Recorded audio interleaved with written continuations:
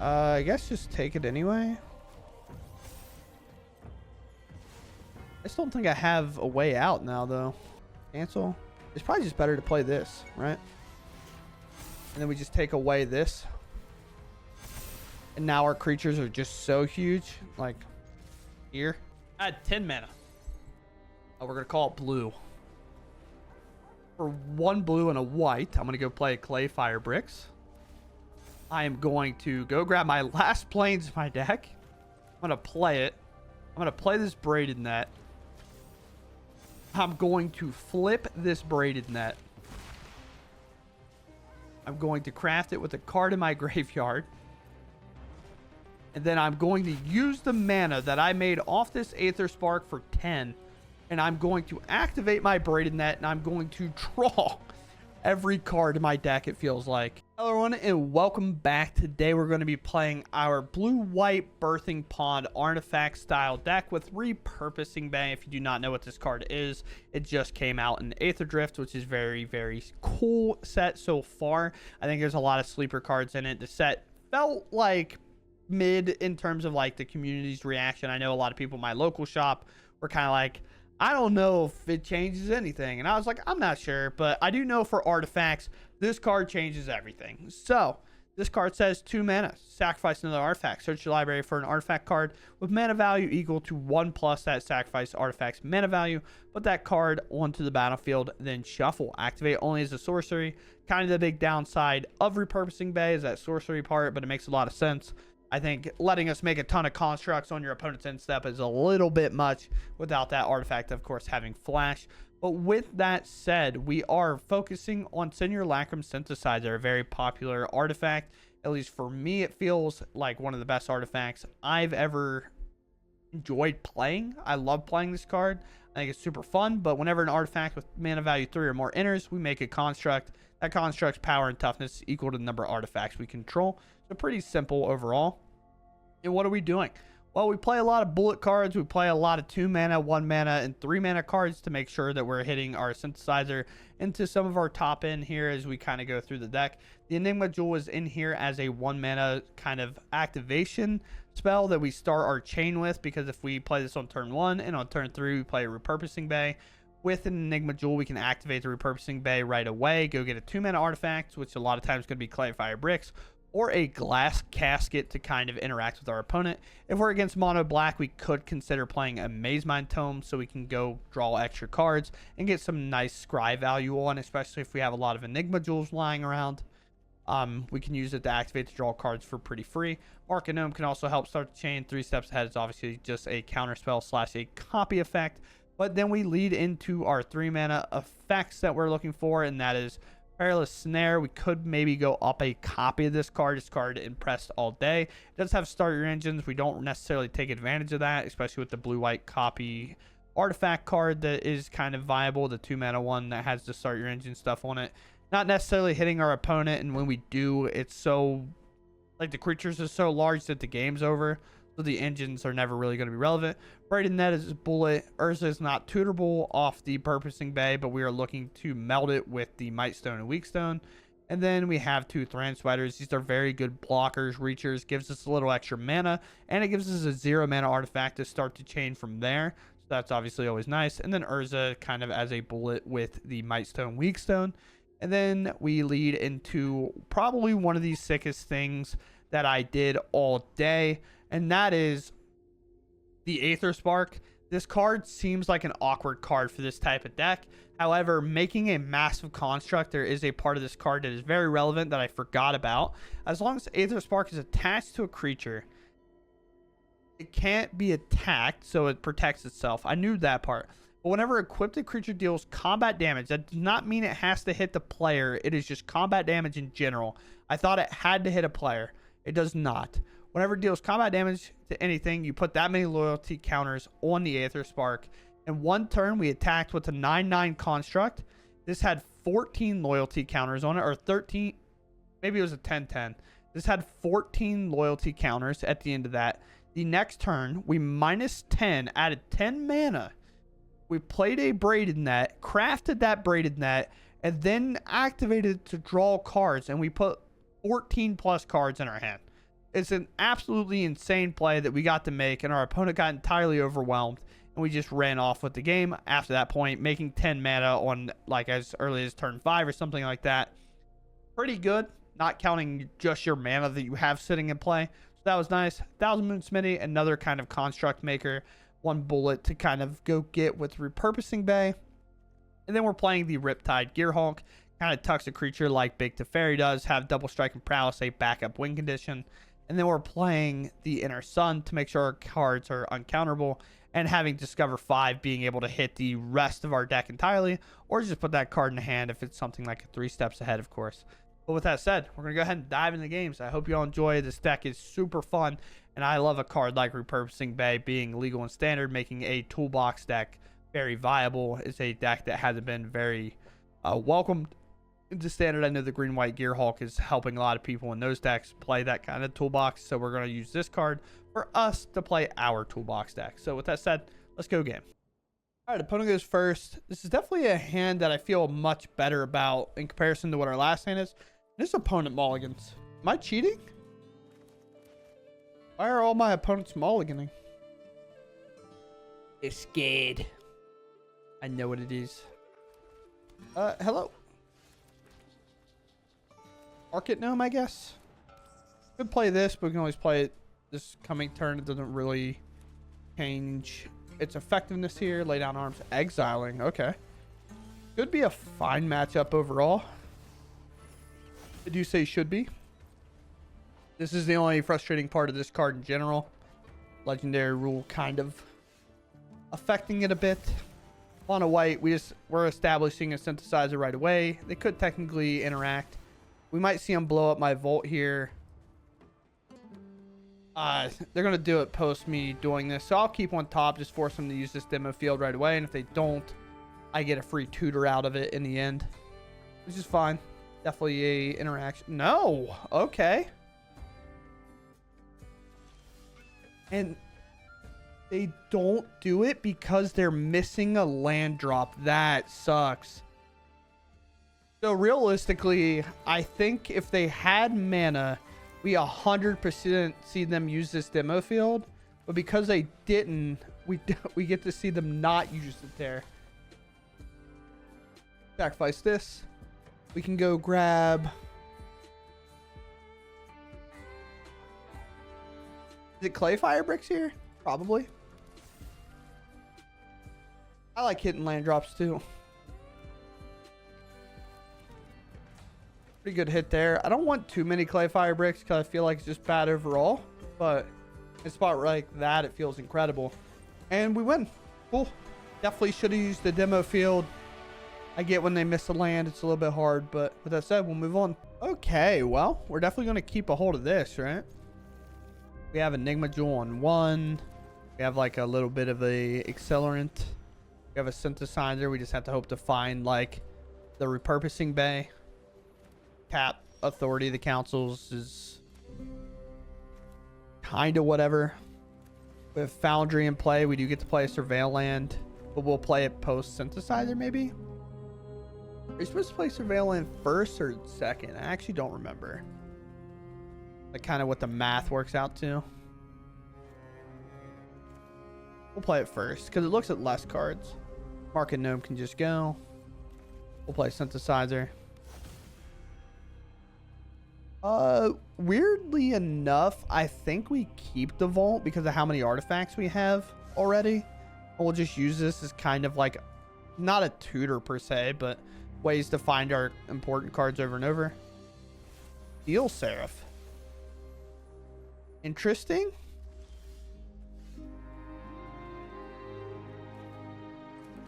In like the best way possible. It's just like a, not even like a weird card. It's just like, it kind of caught me off guard. Play clay fire bricks. We'll go grab this little basic. And then we can activate this Volt on their end step. That's why we don't play this here.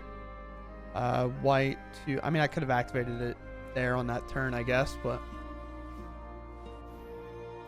Are they playing Angels?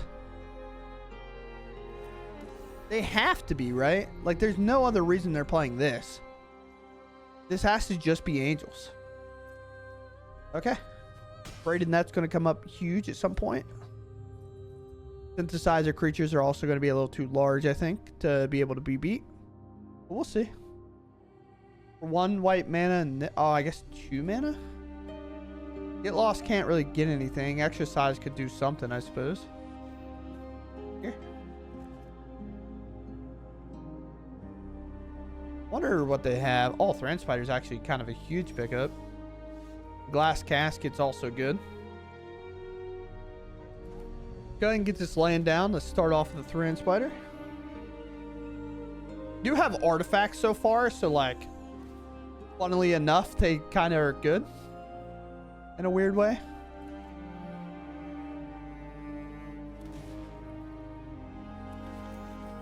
Did make a 7/7 already. I guess I just go for Glass Gasket on this 4/4. Then on our next turn, we can go with Activate Volt, discard this Foundry, and go from there. A Flicker effect? Do? Okay. I mean, that's pretty large. Yeah. Have a way to give it Double Strike? I mean, you have a way to give it Lifelink, I guess. What is happening?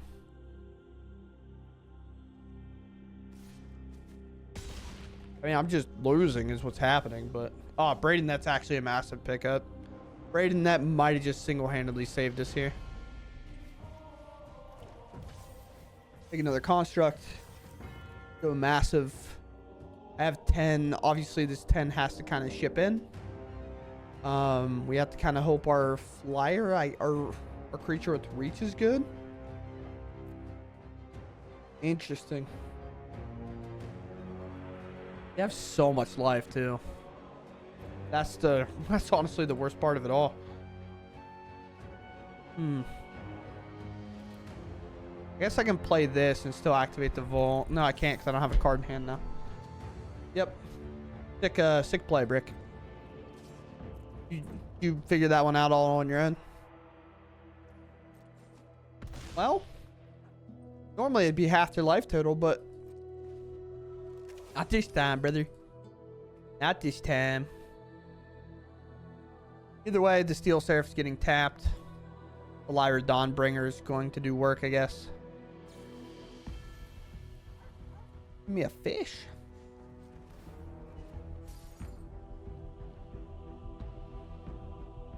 Have a protection spell while you're in it? No? Okay. That's fair. Give this Vigilance, I would assume. Now the thing is, I do get to tap it here, though. They're going to have an answer for my creatures if I make them too large. Fortunately, that got exiled. Lay down arms, okay. Fair enough. You would just not be large enough to remove anything, huh? You would indeed.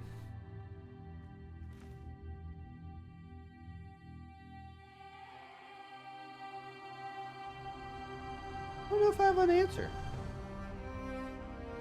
I mean, I guess I can tap it again and I live by 1, which is weird. -5, obviously not doing anything. We'll gain a little more life here.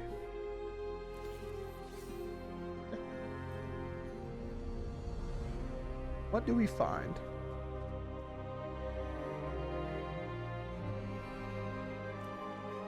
Demo field, I think I have to hold for this. Raise My Tome will play down. Raise My Tome not going to do much. Outside to make our artifacts a little bit bigger. Still nothing in there. Back for 12, I guess. My little fishy is just kind of chilling.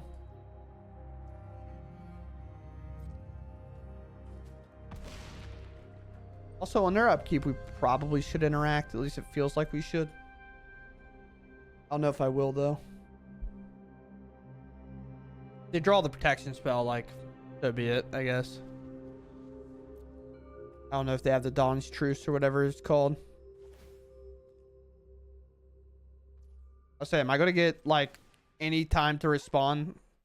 Like, I don't know. It just kept pausing there for a second. I was like, wait a minute.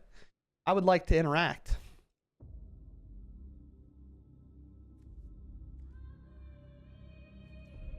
Here. Yeah. I'll block my fish. I can't do that. Down the one. Can we live? Can we survive? Oh, that's going to make some creatures.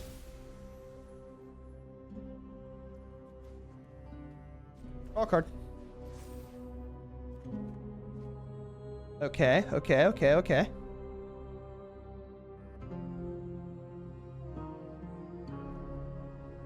Should be good enough, I think. Be able to make a copy of Braided Net, double tap down. Maybe attack out and win? Not sure.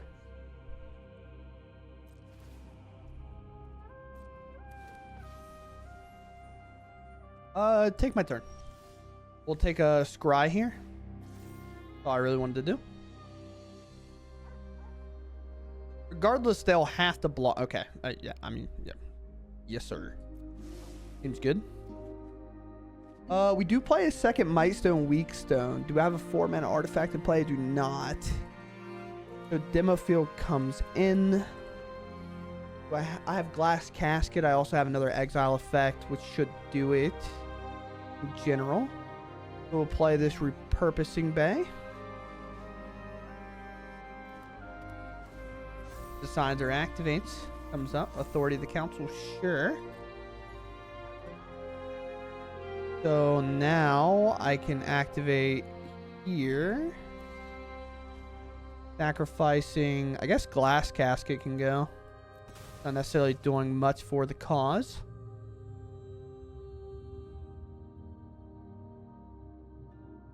Oh, I guess I can make copy of this, right? Grand Spider is like almost good enough, but it's just not. This comes in. We get to exile target permanent. This is kind of the one I want to choose here. They could have another flicker effect, but that'll actually work in our favor a bit. I say. Maybe. Actually, will it? They have it exactly. And I cannot counter. Right? Because these can't be used for this. Demo Field can't be activated. So I want to exile that. I'm not sure. Create a token this copy of target artifact. Be Repurposing Bay. Activate, or it could just be this. I don't know.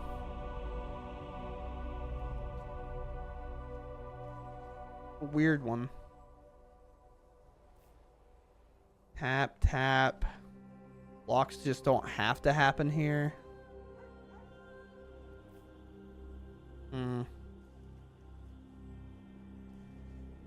What an awful thing for them to draw for us.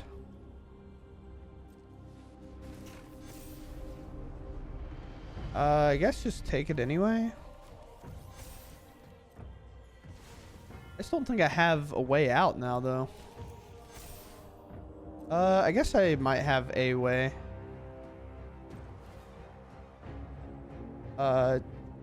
Do? Speed it up a bit. Here. Then one of these has to block.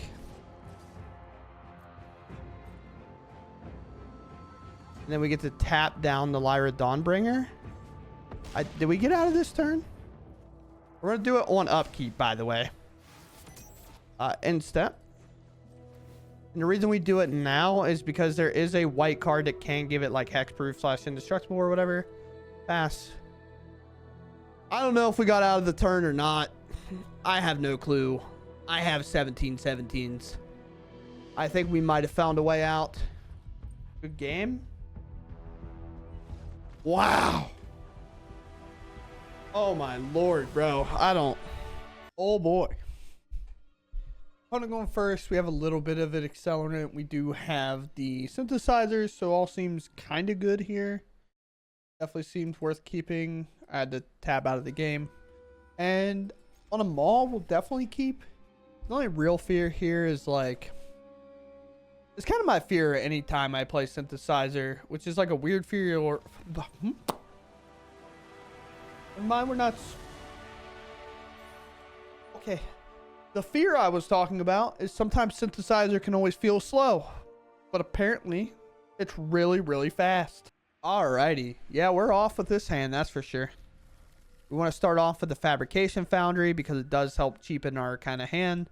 And then we can either, it doesn't really matter which way we go after that. We can either go into Clay Fire Bricks, play the land, play Foundry. But it seems like it's kind of choosing for us. If this is mono black, it's kind of an ideal matchup. Mono black is. Just because Go for the Throat and Synthesizer is just so hard to deal with. It's Orzhov combo, though. Okay. So I can play here. I can play Clay Fire Bricks. And then I can play my Surveil land. But we want to play Clay Fire Bricks first. So we shuffle away. So whatever card's on top we can keep. If we want it there. No point really doing it the other way.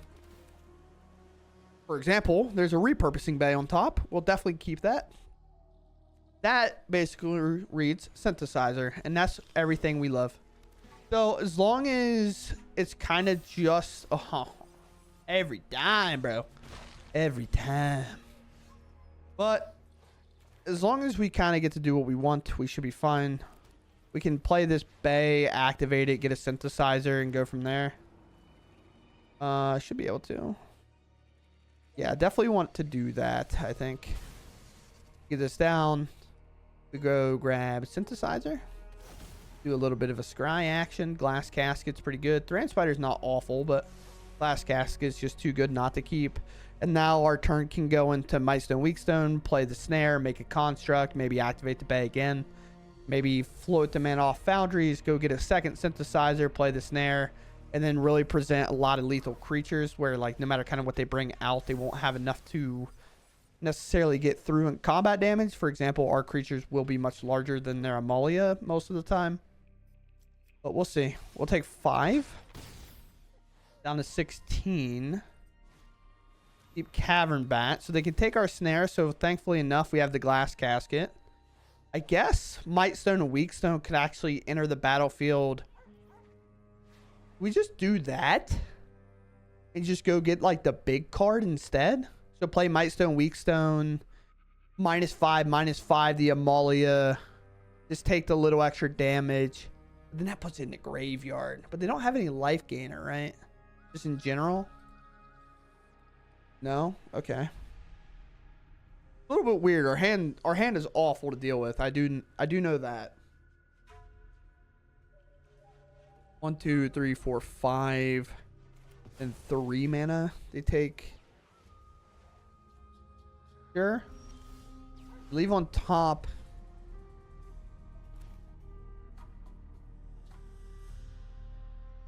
Yeah, I think this play just makes too much sense to me. Do this, -5 the Amalia. Even if they raise the pass, it's like not the biggest thing in the world.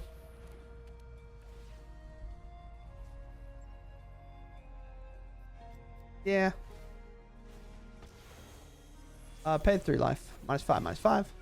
Now I have a 6/6. I now activate this. Onto this. We go get our big boy.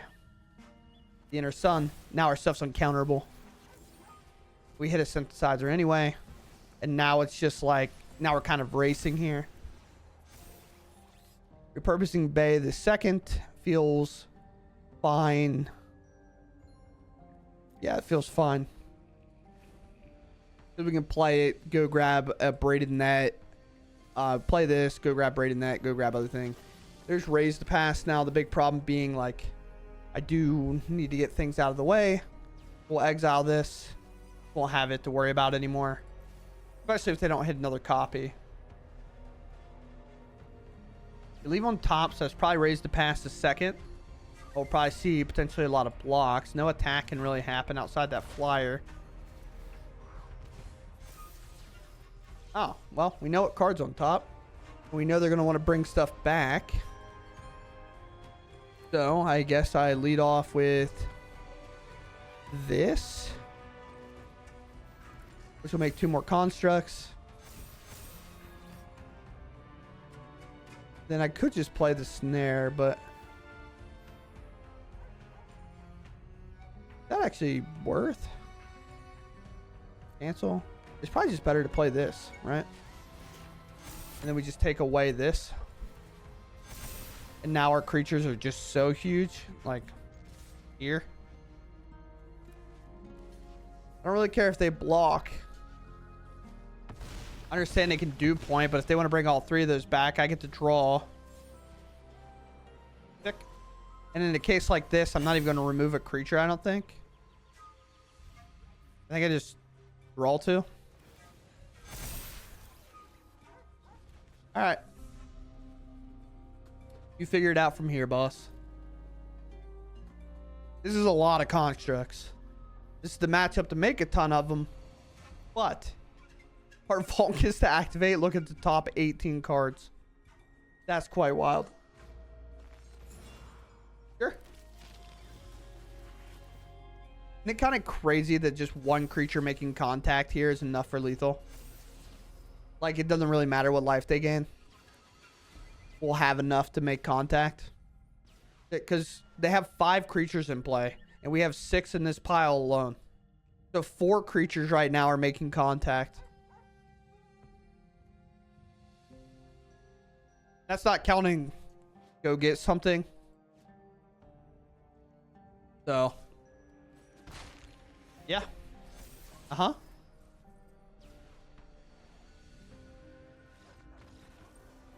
Okay. Very cool. Alright, opponent goes first. Maybe I'll lose this game while my mic's muted again, so I can't really talk to anybody. That'd be cool. Definitely already happened once. But we'll go with Enigma Jewel now. The rest is obviously possible whenever I see kind of a swamp lead out, and it might be mono black, and it definitely is starting to seem that way. Let's play a Volt. Let's throw a little Market Gnome out there. Let it get hit with the cut down or something. I'll take a free draw. Don't really care. Seeing that it's artifact, our opponent probably is aware of what that means. So getting value off their kind of removal spells on the turns they can means a lot. Unholy Annex coming down. Not necessarily a card I'm like... Unholy Annex has always been this weird card to me where I'm like scared of it, but I'm not scared of it, you know? Whenever I'm playing the synthesizer deck, I always feel like I have options, but we'll pick up a snare here. We'll get to play land Liliana the Veil. Okay. A fight? Each player discards a card. Market Gnome obviously good enough to discard here. Now the thing about Lily is I don't feel like we're ever worried about it ulting because I just don't think it'll be able to do that against us, really. It definitely could. But I just don't believe in it right now. So should I play Repurposing Bay and then sack the Enigma Jewel, go get a 2-mana artifact? It'll enter untapped and then we can play the Foundry. I think that's a pretty good idea. 2 here. Activate here. Feels like Liliana's going to minus. Could be Springloaded Trap, could be Glass Casket, could be a Maze Mind Tome. I kind of like Clayfire Bricks here, but I do think it's going to be a... Although I think whatever I grab here, I'm probably sacrificing next turn, so I'll get a Clayfire Bricks. Just go grab that extra card for turn. Even though I thought about grabbing like a Foundry to play another Foundry, but then that obviously limits our hand a bit. And I think here with Repurposing Bay and stuff, Fabrication Foundry I guess can go. Gildred's Edict comes down. A way to answer our 4/4, but they opt against that. If Lily gets scary, we can obviously just snare it here. They go for big dude, so now we get to answer Lily and that for free. Which is quite good, obviously. I'll go with Snare, and especially the fact that Snare will be on like kind of an empty card. That means we can just sacrifice this Snare. So we absorb that. We make another construct. We get a 6/6. We move to combat. We take out Liliana. And then I repurpose Snare. Go grab a very sick card here. Great card I'm pretty excited about. Aether Spark is cool. But I think this is definitely a Thousand Moon Smitty situation. Where I'm just like, okay, here's all these creatures. Good luck. You figure it out. And then we can always sacrifice Clayfire Brick. Go get a Braided Net. Tap down whatever they put in our way. Deadly Cover-Up. What are we exiling? Sure.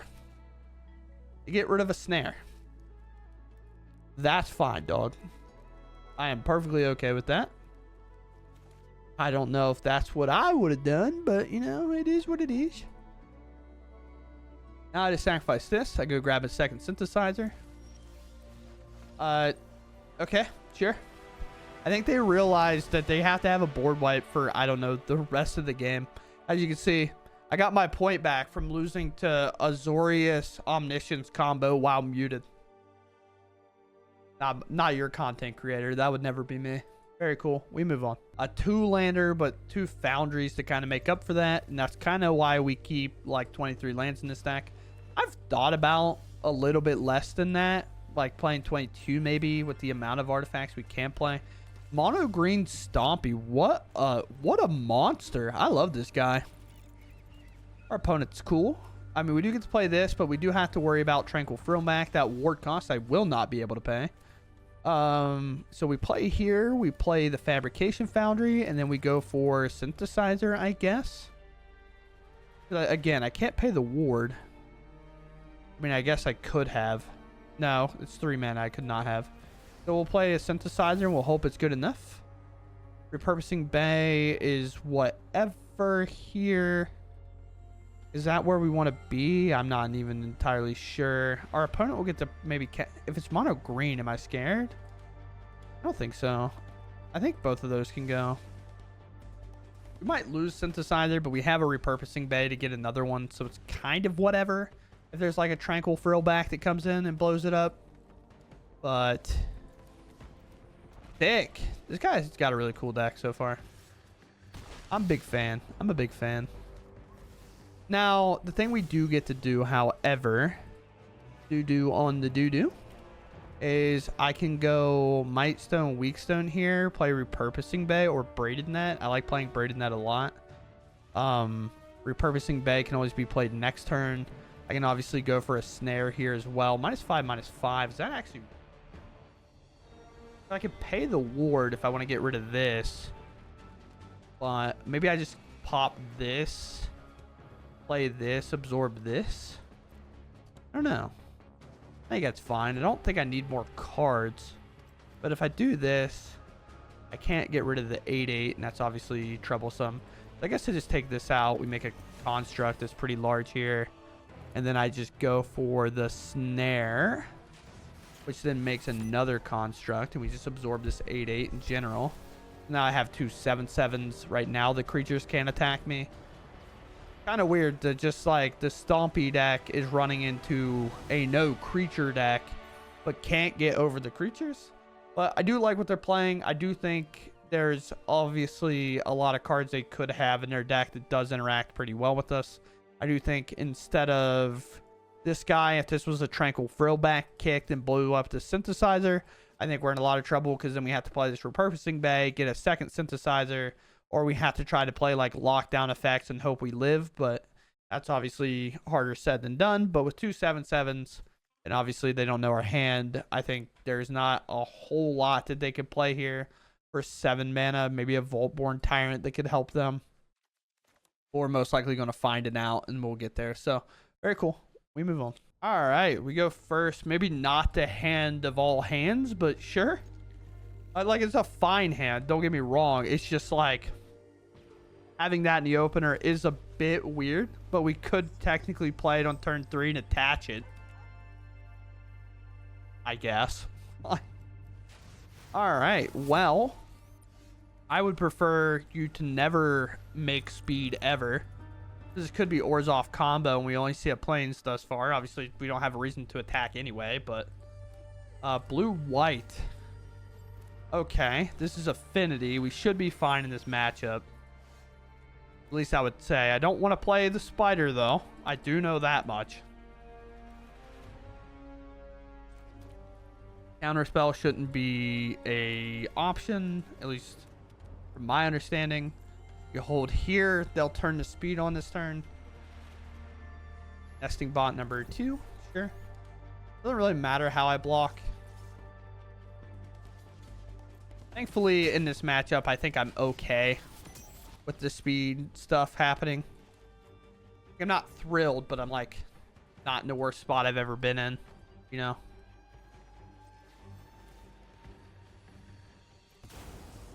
Even more so, I might even just play the Thran Spider anyway. Braided Net's pretty solid. Spring Loaded Trap or Saw Blades, whatever. It feels like a trap card, you know. I'll leave the Braided Net on top. Play here, play the Thran Spider. I understand I'm giving them an extra artifact here, but I also get to use it. And I think when it comes to like which one of us is going to go over the top, I like our chances way more than theirs. So that's why I kind of opt to do it anyway. Sure. 1 mana 3/4. I get to make 3 mana 14/14s. So it feels good. Also looks like they missed the land there. A little unfortunate, obviously. I surveil. That leg can go in the trash. We'll play the Aether Spark, which is just in general a super sick card. All right, combat damage now. Here's 9. Obviously, a nesting bot's going to block. It's going to get a ton of loyalty on it. So now we'll have 10 mana next turn if we want it, which definitely gives us the mana to play this, flip it, activate, which is going to be the sickest thing. Honestly, that's going to be the dopest thing I've done in a while. Add 10 mana of any one color, and it's going to be blue. Unless they exile it. I'm going to do that, right? Don't mean that.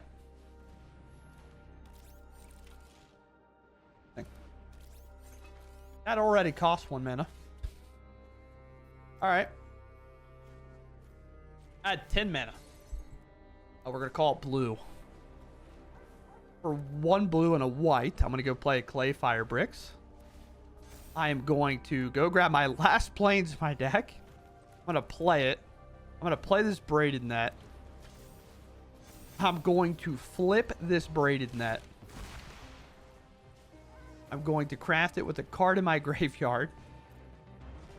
And then I'm going to use the mana that I made off this Aether Spark for 10. And I'm going to activate my Braided Net. And I'm going to draw every card in my deck, it feels like. And then right away, no synthesizer. We're going to play an Inner Sun and call it a day. What else do we got to do, right? Like, you know what I mean?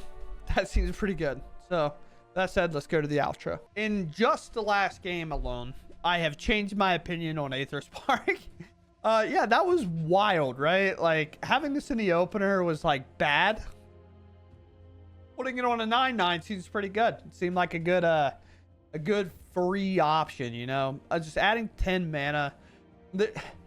In none of my wildest dreams there did I think at any point with a 1-of and a 1-of, we were going to look to Altis, I guess. Use the -10 on it the second turn it was in play. Play a Braided Net, craft the Braided Net, and activate the Braided Net. That is 7. That's 9 mana that we basically got for free with this. And then it drew us 14 cards or whatever it was. That was insane. That was the coolest thing I've done with an artifact deck in a while. And this deck has surpassed like all expectations. I like this deck a lot. I think it's super dope.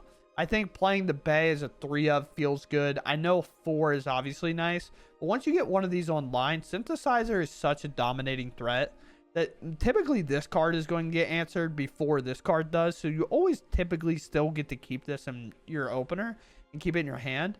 But what I liked about the deck is just playing so many awkward bullets. I'm typically not a person that likes playing one-ofs very often. I think it's like makes your kind of opening hands feel really weird, feel really inconsistent. Unless it's a spot like this card where it's like, oh, it's a late game card. I only want to play one of these anyway, because if there's two in my deck and then I start opening hands with them in my opener, then it obviously feels bad. But playing a lot of one-ofs throughout the kind of deck was just nice. I think Play Fire Bricks is a card I also liked as a one-of. As you can see here, all these kind of one-ofs that go in the deck. Urza's a little bit more awkward. I just kind of wanted to combine it in one of the games, which we did do, I think. Oh, we did, and I wasn't recording, I think. I don't remember. Well, I might have recorded the game. I did melt this one time. I don't remember exactly how that went, but I did meld this. Besides that, the deck felt great. Oh, there's one more one-of. The deck felt great. It felt awesome. I liked it a lot. We have like 7 1-drops to like kind of start this chain, by the way. But is it better than blue-black? I think so. Blue-black is nice against like the aggro decks. That is kind of a soft spot, maybe you can argue, is aggro, but that's kind of anything with like synthesizer kind of in your deck. Like you're going to run into that problem. Not having a ton of ways to gain life. Maybe we're supposed to play Shelter by Ghost and put it on a massive construct, because I don't know how we ever lose if that's the case, right? Like a 10-10 construct gaining life, it feels pretty hard to lose. But overall, it felt good enough. Maybe Elspeth Smites or something come in, and you just kind of play like earlier removal. Arc and Gnome is probably the most cuttable card in the deck right now. 3 Steps Ahead felt fine, but it also didn't necessarily feel required in this deck. One of the main reasons we played this before was the copy synthesizer at instant speed. Repurposing Bay and the Fabrication Foundry feels like 3 ways to get this back, so this didn't necessarily feel all that important. So you can definitely kind of like bring up some other cards, maybe more mass removal or something like that. Maybe some kind of like cheaper counterspell, not necessarily use this as a copy anymore. Grand Spider feels like a card I should go up on to 3 of because of the reach and everything it provides in the deck. Maybe cut to Urza, but melding is just an attractive option that I like, especially when you have cards like Enigma Jewel that kind of help do this earlier, right? So if like we get the Might Stone, Weak Stone in, like I keep saying like, and I don't know why, and it's actually making me upset. But if we have the Enigma Jewel in play and the Might Stone and Weak Stone, that's 4 mana and just those 2 cards alone to kind of activate this 7 mana ability. So we only need 3 more mana from our mana base. And if we're playing a Might Stone, Weak Stone, we most likely have that because this can only be used to activate abilities, not necessarily cast a card. So it definitely feels a lot more possible in a deck like this. With that said, that's going to do it for me. I hope you all enjoyed. I know I kind of have it weirdly split up. I guess I can do my rare, common, and uncommon thing that I do quite often so people can kind of see where the deck lies in terms of rares and mythics. And it seems like a lot. It seems like a lot. Oh boy, the Enigma Jewel is a mythic. Yeah, so this deck's really expensive. So I don't know where to tell you on the crafting scale if you should craft this or not. I went very positive in today's video. But with that said, this is not a deck that I'm going to suggest to craft because of how many rares and mythics there are. Even though I do think some of them do get cut from this deck, like good, not the greatest thing I've ever experienced, to be honest. It felt like I always felt when I was getting a 5 mana thing, I was always grabbing this. Would I be more comfortable with another copy of this over this? Kind of. I don't think the prowess is ever necessary, nor is the double strike, considering my constructs go to like 15/15s. I don't need double strike and prowess. You know what I mean? So this feels kind of redundant. It is a good backup win condition. However, if like these get exiled somehow, so that's nice. Our backup win condition right now is Urza and Might Stone, so it feels weird. But this is also a ton of rares to have. So if you do have artifacts, like this Repurposing Bay, I think is a very, very good card. But outside of that, I'm unsure, to be honest, of what you should do. But with that said, I hope you all enjoyed, and I'll catch you in the next one. Thanks for watching, and goodbye.